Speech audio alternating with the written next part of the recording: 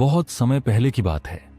एक छोटे से गांव में एक राजकुमारी रहती थी जिसका नाम रानी था।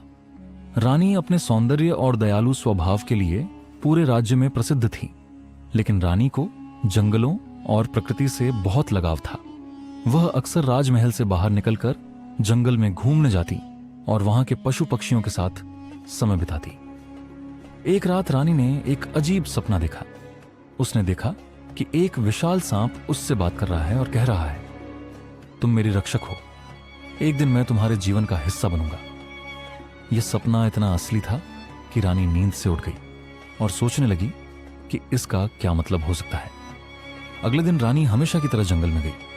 वह एक झरने के पास बैठी थी कि अचानक एक विशाल काला सांप उसके सामने आकर खड़ा हो गया। रानी पहले तो डर गई, लेकिन उसने देखा कि सांप उसे शांति से देख रहा है। उसके हाव भाव में कोई आक्रामकता नहीं थी।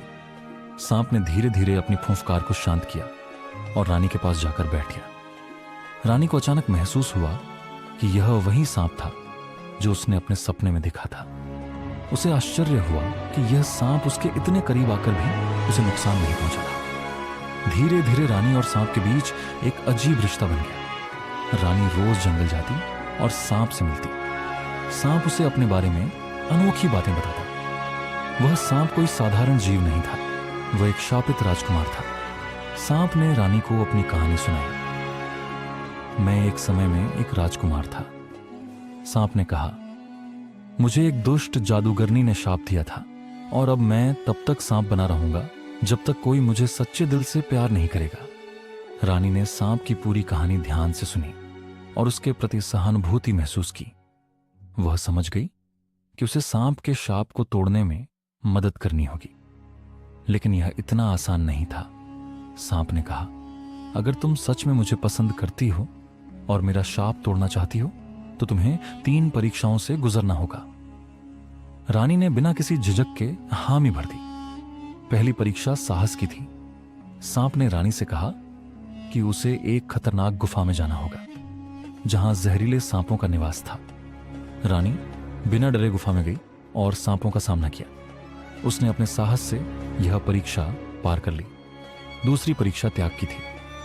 सांप ने रानी से कहा कि उसे अपनी सबसे प्यारी वस्तु को त्यागना होगा।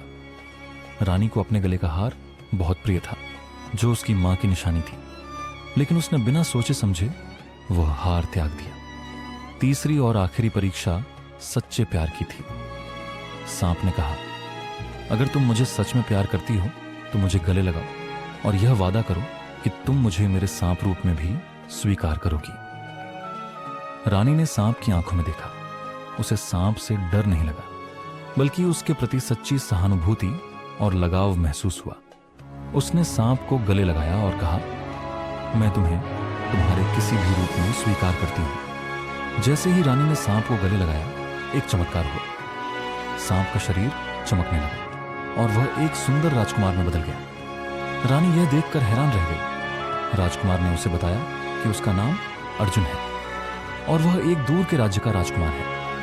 अर्जुन और रानी के बीच सच्चे प्यार की कहानी ने जंगल और राज्य में एक मिसाल कायम की। दोनों ने विवाह किया और अपने राज्य को प्यार और दया से भरा एक स्वर्ग बना दिया। रानी और सांप की यह अनोखी प्रेम कहानी आज भी उस गांव में सुनाई जाती है जहां उन्होंने एक दूसरे को पाया था। है